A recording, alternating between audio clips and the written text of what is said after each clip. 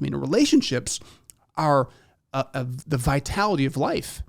And social media, passively scrolling social media, that is what locks us into this addiction, and that's what isolates us. And the lesson that we taught kids was one of the major issues that social media does is it pulls you back from reality, and it pulls you back from human connections, which are a major part of having great mental health. There's going to be a major temptation to, in the holidays, as people have time off, they have more quantities of time. We can choose this holiday season to really think about going into it differently.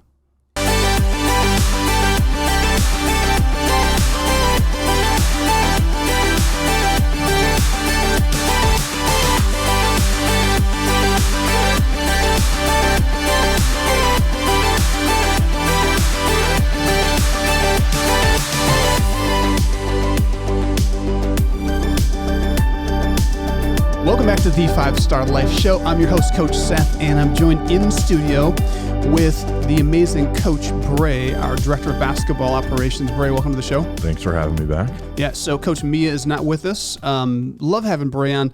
Bray, we've got a great show in store. And if you just tuned in, go to 5starlife.org to learn more. We have done something really unique to wrap up the end of 2023. We've sent out a series of letters that we've written, and really want to encourage you to check it out. If you're a new listener, if you're an old listener, but you've not read the letters, go to our website, and you can just click. There's a spot you can read every one of those letters, or you can reach out to us and we'll send it to you. Again, this show can be listened to on any streaming platform, any podcast platform. You can also watch us on YouTube at The 5-Star Life. And just something that's super helpful to us is if you just hit the like button. The algorithms like that. That allows this show to grow. And if you really like the content, I encourage you to share it with a friend, coworker. It's a way you can help impact kids across Michiana and the nation. All right. Bray, did you get a chance to read the year-end letter? I've read the first one as of now. Awesome. Feedback, thoughts on it? What jumped out at you? Just powerful. And I really like the way that we're doing it this year with sending multiple letters out even. But it's just a great insight into what we've, actually it's great insight, but it's also like a very small glimpse of the impact that we're having. And I don't mean that to discount what was in the letter. I mean it like, well, we're doing that stuff every day. Right. And so it gives people a really good idea of, well, if I want to support something, this is something that we're taking action. Right. And I actually watched the clip of I think the Elkhart superintendent was on the show, and he was talking about hey, what he loved the most about us was we were willing to share the data, share the success, and that's, to me, that's part of the year-end letter, right? And then there's even more of that we do on a daily basis. So I think it's awesome. I think sending multiple letters out is going to be a really good way for people to really get even more of a glimpse of what we're doing. And I would even say so if you missed last week's episode with Coach Harden, his story is a 5-star kid story. And that's I would highly encourage you to tune in there, because Coach Harden is one of our coaches who's empowering kids and sharing, living through the struggles that he had lived through for him to be, successful in terms of basketball and as a great person. Just another tremendous way to see what we're doing and make an impact. Yeah, the show is a great way to highlight the impact of 5-Star Life, but the show also is contemplative and reflective, because we'll tie in our curriculum and our lessons.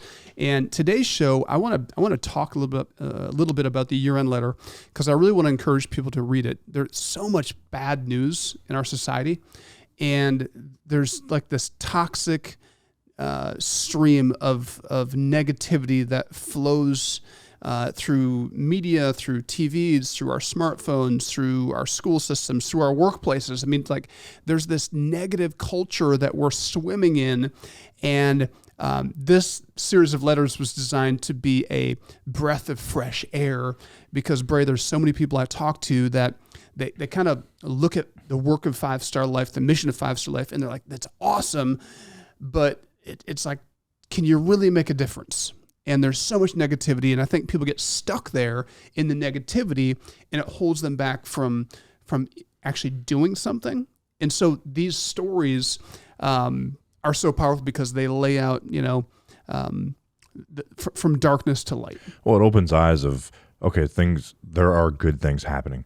When you watch all the negative, news stories, whatever, turn on the news every night, it's like depressing. And it's like it makes you feel like, well, there's nothing we can really do about this. This is just the way it is. Well, in reality, if you read our year-end letter and you understand what we're doing, it's like there is light at the end of the tunnel, and it inspires people.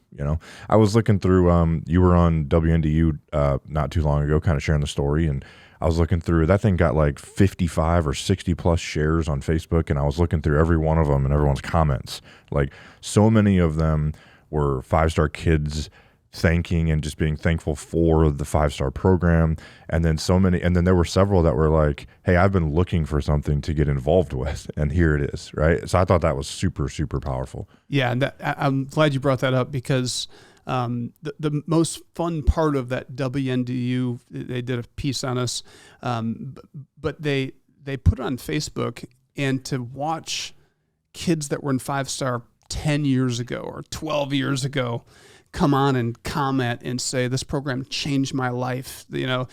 I would not be who I am or where. I mean, that's fun because it's just real feedback. It's not, a staged setting. Yep. It's just raw and kind of real. So these letters are kind of designed to do the same thing, just to kind of give people an inside scoop. So if you have not read the year-end letter yet, this is my push. I'm not trying to twist your arm, but honestly, if we're going to change culture, and if we're going to change our society from the place it's at right now, we're going to need all hands on deck. And I think, Bray, one of the things that we do, and we'll talk about this in a lesson, we talk to kids about this, that stress and pressure is going to come. It's a regular part of everyday life. I just listened to a couple neuroscience graduates from Notre Dame. They did this workshop, and they just said, stress is a part of life everybody faces. Mm-hmm. It's learning how to deal with stress. And ultimately, we have found all kinds of unhealthy ways to deal with stress. And back in the day, there were some simple things you could do. You could become an alcoholic. You could, like the negative ways we deal with stress. Mm-hmm. You could become angry and abusive. You could do some of those things. Today, with technology, now there's all these interesting ways, unique ways to self-medicate. Instead of dealing with stress and fear and pressure, it's binging Netflix or social media or porn, or there's all kinds of narcotics out there. There's all kinds of legalized drugs too to help you with these things. Mm-hmm. So scaling that down a little bit, one of the things I see all the time is people who are almost medicating with busyness and with more work, and very few people are pausing long enough to see the real problems in society and say, okay, what can I do? And the reality is most people are too busy to do anything about it. Yeah. Well, nobody asks that question. What can I do? Or nobody says, take a stressful situation and, like you're talking about, well, I'm going to go do these things that distract me from the problem, right? And then I'll deal with that. And it becomes you make a mountain out of a molehill, if you will, right? Nobody sits there and says, well, what's the solution? Like, nobody sits here and says, well, I'm having a long week at work this week. I'm working really hard. It's like things aren't going the right way, this and that. It's like, well, it's because you're working towards something. And usually when you're working towards something, like, it takes a grind, it takes an effort. And, the light at the end of the tunnel is, oh, I'm doing this for kids or whatever your line of work is, right? And no, people don't stop for a second and think about, well, what's this for? And I think if people would just slow themselves down for a second and start doing that, I bet you'll be a little less stressed. And that may sound super easy. Some people might hear that and say, there's no way I can do that. Well, that's part of you saying that is my point. That's exactly right.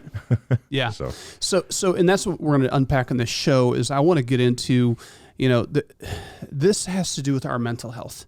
And around this time of year, people's stress levels go through the roof because it's the year end. People are starting to think about taxes. People are starting to think about Christmas shopping and gifts and the pressure of being around family members that maybe they love or maybe they hate, or just all the all the conflict that can arise and the pressure. And so I do want to unpack and talk a little bit about something we've taught kids and how to deal with and really break through in their mental health. And that really is how we self-medicate with technology. So we'll unpack that in a little bit. In the meantime, really want to encourage our listening audience, take a moment to go to our website and check out the impact that we're having.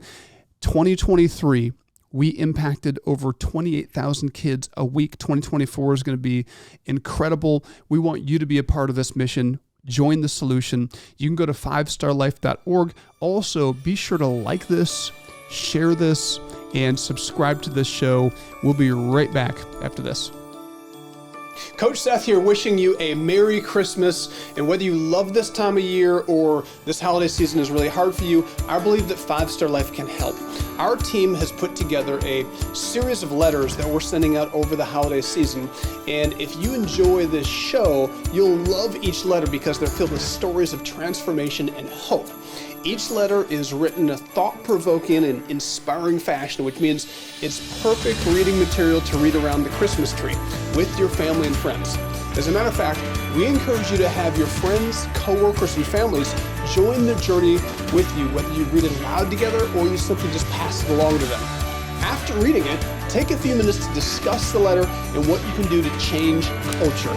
You can find this series of letters on our website at 5starlife.org. Again, that's the number 5, the word star, life.org. Welcome back to the 5-Star Life Show. I'm your host, Coach Seth, and my co-host, Coach Mia, is out of town today. So my new co-host today, fill-in co-host, is our Director of Basketball Operations, Coach Bray Beatles. Welcome back. big shoes to fill. Big shoes. Coach Mia. Lots of pressure. So one of the things I want to do is I want to talk a little bit about, we recorded some lessons. We're doing this series for kids.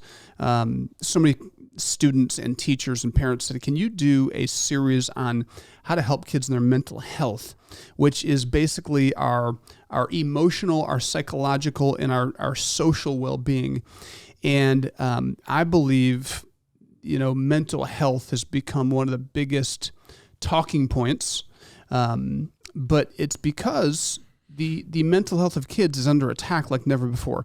And the reality is, whenever I talk to adults, I just say, just show hands, how many of you think that being raised in this generation would be tougher than being raised in the generation we were raised in? Everybody, all the hands shoot up and say, no question, I do not envy being in this generation with everything that's kind of surrounding them.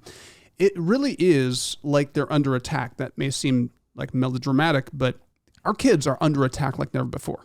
Mm-hmm. So, ultimately, this conversation about mental health, we just call a time out and say, okay, kids, the number one threat to your mental health from outside. We have lessons that we talk about your beliefs and your thoughts and your emotions and how to manage those and how to process those and how to take these fears that we have and really evaluate them and drag them to the arena and kind of look at them and use critical thinking to look at, okay, where is this fear coming from? Where's the belief that caused the fear in this and what's causing the emotion? And actually trace it back to the root and then deal with the root. We talked about that. But from outside, the number one threat to kids' mental health is social media. And kids, when I say that, they're just like, they want to almost plug their ears. Like, you're going to talk about social media and tell me that I can't be on social media. And even adults will do the same thing. Like, you're going to talk to me about how much social media I'm taking in or how much I'm on technology and how much of a loser I am. No, I'm not. Because research actually makes a differentiation between the ill effects of technology and social media and the healthy benefits. There's some great, benefits of using technology and social media. It's great for human connection. Mm-hmm. But research says when we just passively absorb and take in social media, that is where it becomes toxic to our brain. And that's where it becomes damaging. And so when we take in social media, we're passively just scrolling. Just curious, because I've done it. Mm-hmm. How do you feel when you're passively scrolling and you got on there to check a message and you actually, the algorithm, it popped up a thing for you to go in there and look, and then you find yourself 15, 20 minutes later and you're scrolling. How does it make you feel? Makes me feel, it happens all the time. Makes me feel like there's something that so you log on to check a message or something, and then the next thing that pops up for me is like a new set for basketball. And I'm like, then I go down a rabbit hole of like, oh, this is great. I'm going to put this in, So I always feel like, well, what just happened to 15 minutes of my life or 20 minutes of my life? I was like, wait, I just got completely distracted from what I was doing. Yes. Yeah. And every once in a while, it's a good distraction. It's like, oh, that was great. Sure. But most of the time, it's like, what the heck I just wasted my time. Yeah. It's like going down the YouTube rabbit hole, right? Where the next video is always better. It's like, wait, I got to watch that one. Yes. Now, Yeah. And it's super interesting and it's maybe entertaining, or it's just like it's people or whatever. But at the end of the day, you're like, at least for me, I totally understand this research that says just passively absorbing social media, it has ill effects on your mental health. Because I feel that. I'm like, I don't feel good in that moment. Yeah. I feel like, ugh. Yep. I don't explain how I feel. That's yes. how ugh. Yes. And so, and what happens for kids especially is this is a dopamine hit in the brain. That's why we're tempted to keep scrolling. It's these tiny rewards, which all of this is intentional. Yes. This is not accidental. It's not like it's just happens to be very addictive. The psychologists that they pay a lot of money to create these apps are actually manipulating that dopamine hit. They're hacking our brains for addiction because that's how they make money. Yes. Or influence. And just think about this, not to go down a crazy rabbit hole here, but I would, if your child has a TikTok, I would challenge you to scroll through their TikTok feed, because what they are seeing are some outrageous things that can become addictive for kids to look at. Like they'll see ads for vaping, they'll see ads for this or that are not necessarily positive for your kids. And if you really think about TikTok, where does TikTok generate from? What country? China. So you don't think that they're manipulating our youth by what they see during when they're scrolling through TikTok? And there's a reason that when I've never been to China, but just through research I've done myself, the Chinese kids who are seeing TikTok are seeing positive videos in the academic world, science accomplishments, this and that, while our kids are seeing a bunch of crap. There's a reason. Explain why that is. Well, why we're seeing crap? Yeah.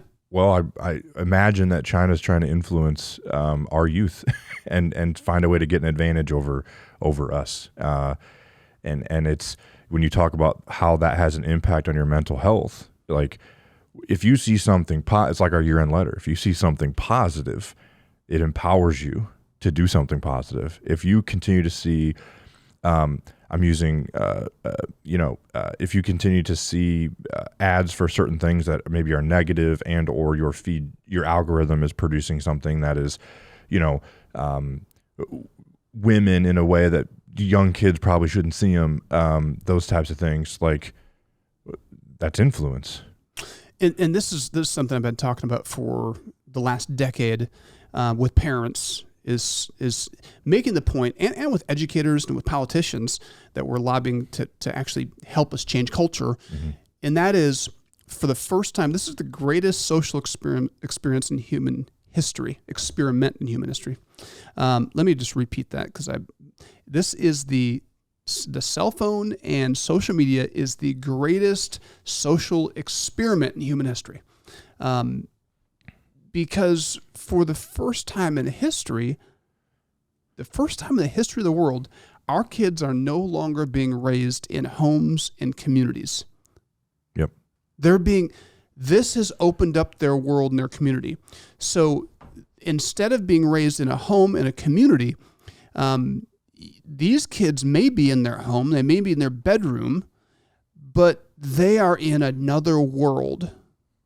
And unfortunately, in a lot of situations, and the research plays this out, the more isolated they become, the higher the likelihood that they're in a dark world, that they're learning things that are not healthy, and they're not going to project them into the future their parents want, or even that they want. Yes. Well, think about think about Snapchat for a second. Like, look, I love social media. I'm a big Twitter guy. Like, I grew up in the very early stages of that. It was awesome. But my children, if Snapchat's still around, will never have Snapchat. Not because it can be used as bad, but just think about what Snapchat is. It is, hey, whatever I send goes away. Whatever I message you, unless you screenshot it, which does happen, whatever picture I send you disappears. And it's just kind of like, think about the accountability that they're losing in that, right? Where if someone's being bullied on Snapchat and it's not saved in a certain way, like, it's gone. Like, there's no, just think about like how little zero accountability, and how little that might seem in your head, but like it's kind of like you start to build a tolerance for something, and it's just more, and then more happens, and then more, and you push more boundaries, and then you wonder why kids these days struggle with the accountability aspect of athletics or life. And this is probably why data says that the average kid in high school spends 5 hours a day online. And the research shows that for every additional hour online, there's a correlation with higher rates of anxiety and depression. So we're going to come back and unpack this a little more. Again, it's not all bad, social media, but it's being leveraged in a negative way. We'll be right back after this. Go to 5starlife.org. 5 Star Life is a not-for-profit organization dedicated to changing the face of culture by changing kids' mindsets. Since 2005, we've impacted hundreds of thousands of lives thanks to the generous support of individuals, small businesses, corporations, and foundations. Are you interested in helping 5 Star Life grow into all 50 states? With your donation or introduction, you can help bring 5 Star Life to your community, school, and state. Go to 5starlife.org and send us an email today. That's FIVESTARLIFE.org.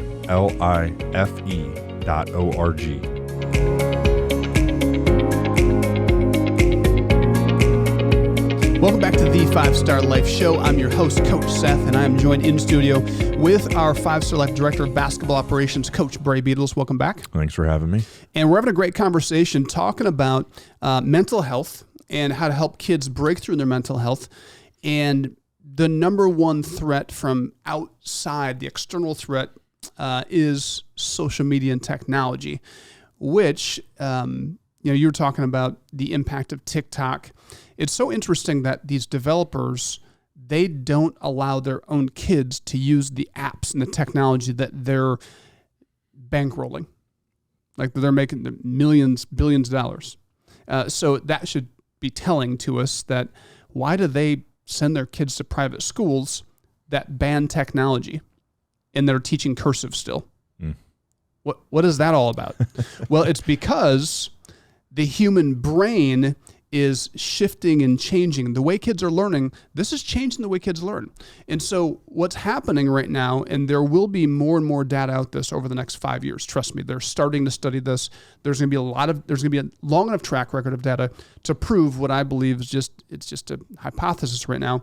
But kids' brains are changing, and kids, we're starting to already see this and hear this in education. Kids don't want to learn. Kids can't retain knowledge. They can't push through learning. It's boring to them. It's too hard. They can't get it. They get really distracted really easy.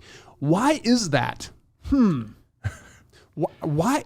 How could that possibly be happening? Yeah. Maybe because you're bored and you can just swipe to the next thing. So their brain has built up a well, it's really an intolerance to hard things, learning hard things.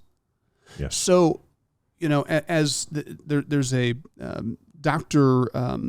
David McFillin says that basically the kids that he works with, he's a psychologist, they're just saying, why would I even play a sport that is challenging me psychologically, socially, and emotionally? Why would I play a sport when I can just stay home and scroll and get these dopamine hits? It's much more comfortable, much less dangerous, and I just feel very comfortable. And so this is where technology, and this is the thing that I want to make sure parents, you have total, and there's some parents who are like, yeah, I'm already doing this, Coach Seth. We've cut our kids. We make sure we severely limit their social media use. But there's some parents that are listening that you're just so busy that it's tough to monitor it. And then we can feel guilty as parents, especially when you're working a job or two and you don't have time. And so you feel like, what am I supposed to do? And that's a very good question. But the thing that I would encourage you to do is, if you look at the stats and the research, make sure you have these conversations with your kids. Don't make it a punitive, like, hey, you got to quit social media. You can't have technology. I wouldn't do that, but I would have the conversation and let them understand and start to do the research. There's videos on TikTok that breaks down the research. Yep. There's a lot of information on TikTok that shows the evils of overuse of social media. Sure. It's very fascinating. My kids, they teach me about the evils of social media. They know more about it than I do. That's interesting. It is interesting. I was going to ask you what your conversation's like with your kids. I mean, you have teens, right? And mine are really far away from their first cell phone, which is great. So, but I was curious what your thoughts are on that. Well, there's a big push out to make sure you don't let your kids, like, I think the new push is like, don't let your kid get a smartphone until they're 8th grade. And this is like an educational push for their brain, to protect their brain, right? So, and I would say even starting earlier, young kids, Jordan was getting Blaze was getting a haircut. So we're at the barber shop 2 weeks ago, and one of the barbers, cutting hair, obviously, and he had his son in there, so he didn't have childcare. So he has his 3-year-old son there. 3-year-old son, what does he do for entertainment? He's got his dad's phone. And again, no judgment, because that's probably an anomaly for him. He was probably just like, didn't have a babysitter. So he's like, what do you do? I get that. That's no judgment. Got to work. But, the technology companies have marketed this hard. Get a tablet for your kid. All these educational programs that are stimulating and engage your brain and all that is true, but they're also addictive. So my encouragement to parents with young kids is severely limit tablet use.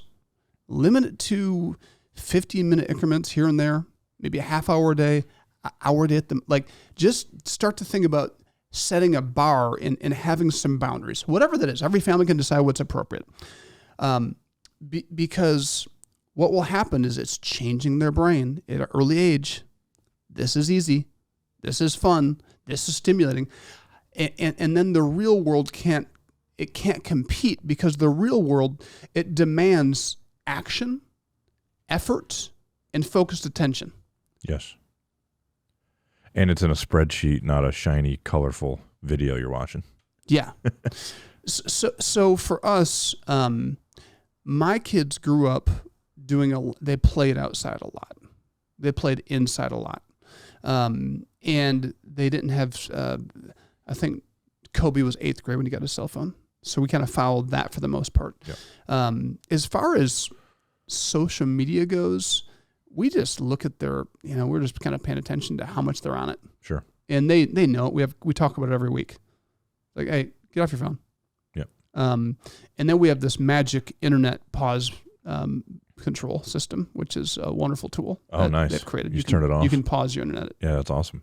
So that's my biggest struggle as a parent. Even is like, and 'cause I grew up in the early stages of a social media world where, Twitter was new when I was in high school, and it was like this awesome thing, and like I'm a victim of it too, right? Of I get home and I got 3 young kids, and sometimes I catch myself even at the dinner table, like I'll be looking at something. I'm like, what am I doing? Like, and short of taking my phone and putting it on top of the refrigerator, right? Which is probably what I need to do. You still catch yourself in those moments, even though you try your hardest not to.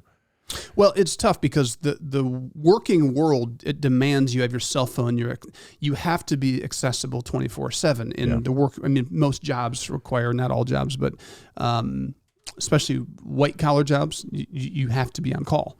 And so one of the things that I started doing early on, this is at least a decade ago, is when I'm home, I put my phone face down, and unless I'm expecting a call or something, I'm trying not to look at my phone.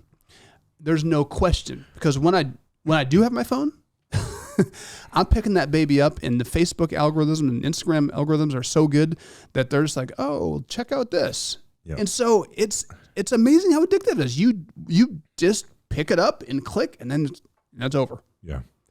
Well, in a world, a lot of white collar worlds or whatnot, and even if you're involved with kids or dealing with a lot of people at a time, like, I put my phone down, I'm thinking about, like, is somebody trying to get a hold of me to get in the gym tonight, or is something wrong at the gym, or like, so it's really hard to, and I don't really stress out about it, but I'm conscious of it, right? Yep. And I just want to I want to make sure, we're taking care of people when they need to be taken care of, right? Yeah. And that happens at so many different hours, which is unfortunate. But, that's the only thing that I think about is what am I missing, right? And it could be through work. It could be through, it could be someone hopped in the transfer portal for college football. And you're like, well, I wanted to know that, So it's like there's so many of those things that it's probably it's FOMO, right? It's FOMO.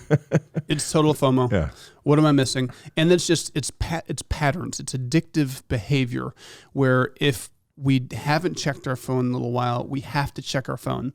It is program pattern addiction. And I'm just curious, our listening audience, if you have a great kind of rhythm with social media and technology, if you've developed a balanced relationship with it, we would love to hear from you and love to hear your thoughts. Go to 5starlife.org.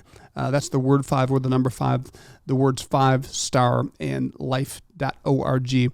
And there's a contact us button. You can also go to social media and just post in there and just say, hey, here's what I do for social media with my kids. I would love to get your feedback because we're always looking for more ways to combat this. But so much of this is just self-control and setting boundaries. We'll be right back after this. Coach Seth here, and I want to encourage you to join me this Christmas and holiday season in The Pause. Each year, I spend the last couple months and weeks in focused reflection. Where was my marriage at a year ago? My relationship with my kids? How did our personal and professional goals pan out? Did we have any personal or professional goals?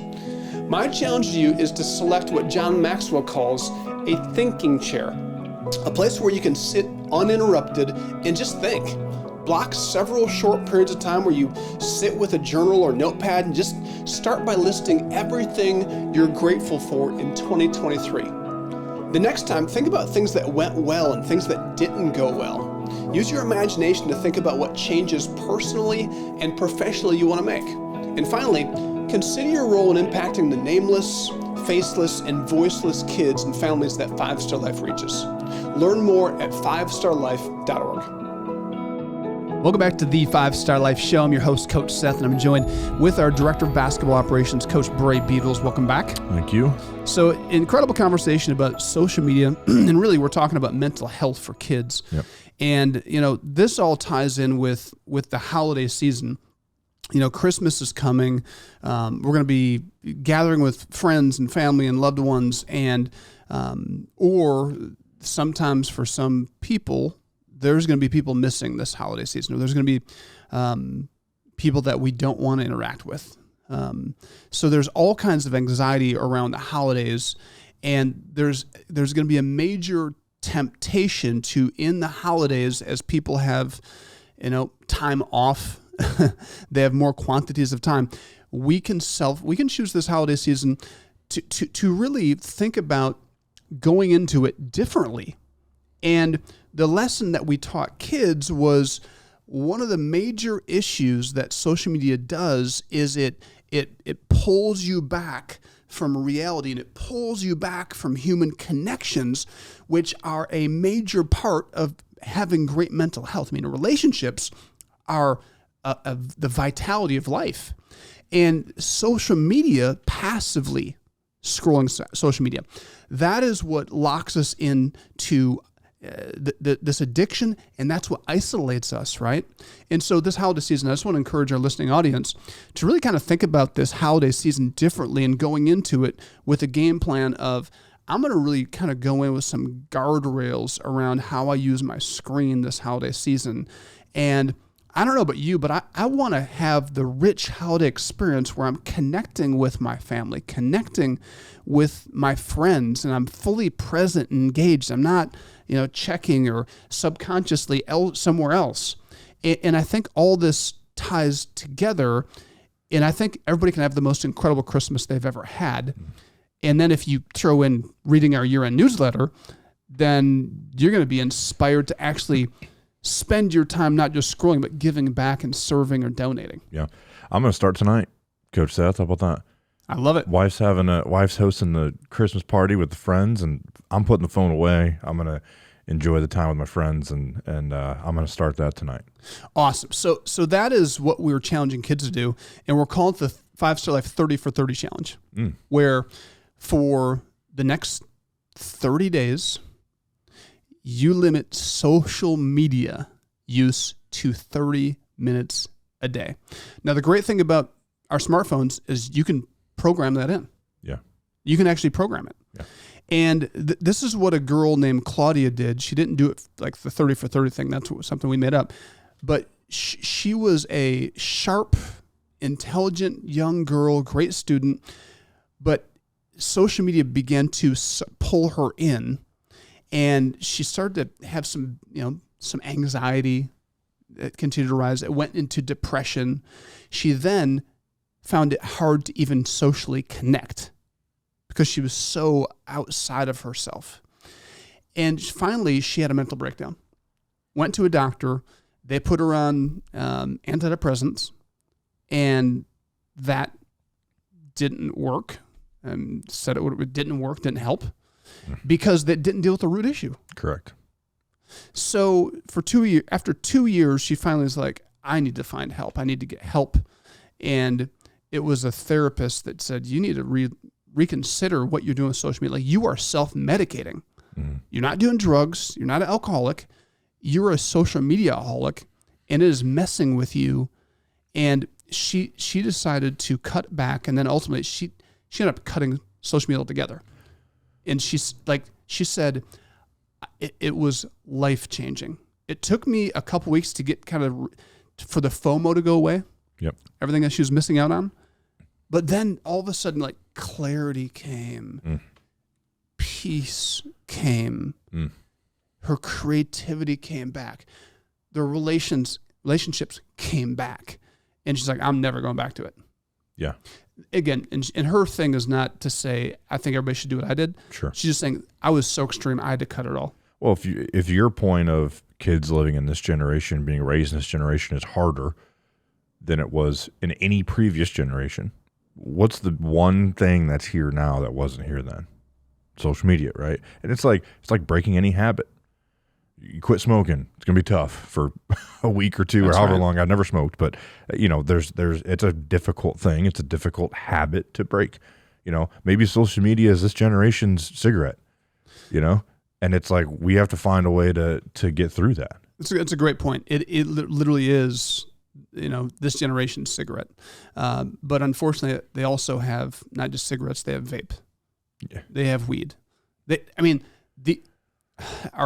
This generation is absolutely under attack, and it's why we need your help, the listening audience's help, to help bring 5-Star Life to every school, every community, every detention center that you know of. Because this program, what we do is changing lives. Yeah. It's helping them because it's helping shake kids out of this toxic cycle. They're looking, screaming, saying, "Help me out of this." Right? And so we are that hand that's pulling them out of it. And you can do your part by simply going to our website and looking and reading our series of year-end letters. And then from there, take a little bit of time to process, what is your role in 5-Star Life? Is it volunteering? Is it donating? Is it just passing along and bringing exposure and just helping us expand people's knowledge base about 5-Star Life? But this is how you can actually change kids' lives who are stuck in this toxic cycle. Everything helps. Don't think that you can't do anything. Because like you said, whether you're able to donate $5, $100, $10,000, or if you share the information with somebody, that person might be able to fill in areas. You might be a volunteer. These people might be able to help financially. That's right. It's just sharing, It's sharing. And, by the way, we have just a few minutes left, but 5-Star Basketball did something really cool. I know you guys are playing this weekend, having success, but you did something very cool. You got a group of tickets for Notre Dame game, boys basketball, played Western Michigan to go support one of our own, Marcus Burton, who's the point guard at Notre Dame.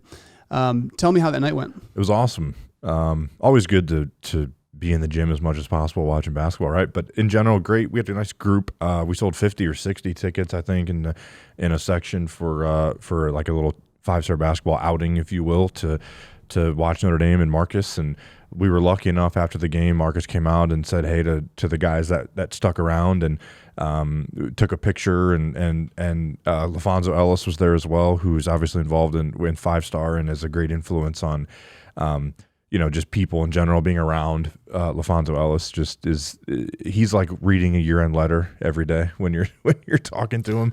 It's just like I told you, I was like, I don't know how people can be that nice. Like, he is so nice. And it was really, really cool. Said some nice words to the kids and asked how they're doing and where do you go to school? All those things that others may just brush off, right? Mm-hmm. But just tremendous. It was a great night. I know that the parents of the players who were there, who were able to stick around, were super, super, super thankful. I got a text from one of our 8th graders that said, "Tonight was awesome, Coach. I'm so happy to be a part of 5-Star." It's like, I say, "Hey, buddy, did you have fun?" He just texted me and said, "Thank you." And that was really cool. That is so cool.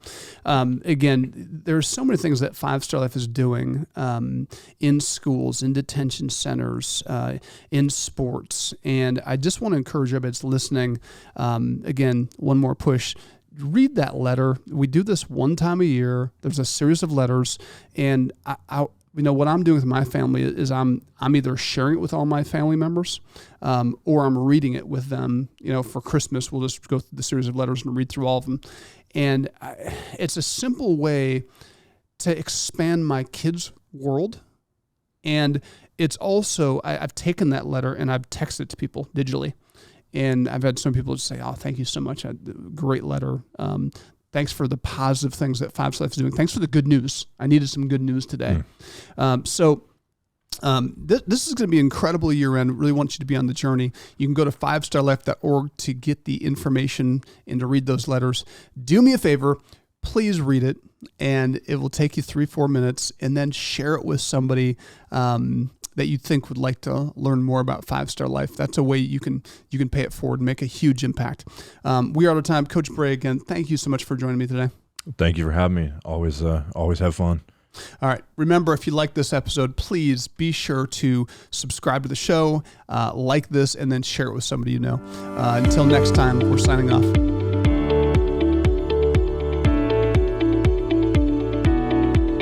At 5-Star Life, we are changing the face of culture through education and sports by changing the most important piece of a human being's life, their mindset.